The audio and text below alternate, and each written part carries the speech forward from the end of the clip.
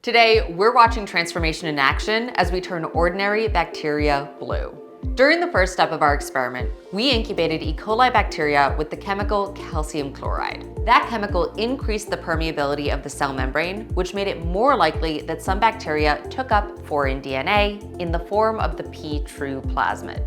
The challenge now is, how do we identify the transformed bacteria? They are, quite literally, 1 in a million. We need a technique to separate the few bacteria that took up the plasmid from the many that did not. We can use something you're probably already familiar with, antibiotics, to achieve this. Antibiotics are substances that kill bacteria, and they're commonly used by doctors to treat bacterial infections. Today, we'll use antibiotics to kill the bacteria that did not take up the P-true plasmid, allowing only the survivors to live on and reproduce to the point that we can observe them directly. This technique is called antibiotic selection. Here's how it works. The P-true plasmid carries a gene that confers resistance to a specific antibiotic. We'll call it the selective antibiotic. Without the resistance gene, the selective antibiotic will kill the bacteria that we are using. We'll spread the bacteria on plates that contain a nutritious gel called agar, as well as the selective antibiotic. Bacteria that have not been transformed will die upon exposure to the selective antibiotic. Bacteria that have been transformed and carry the antibiotic resistance gene will survive and reproduce.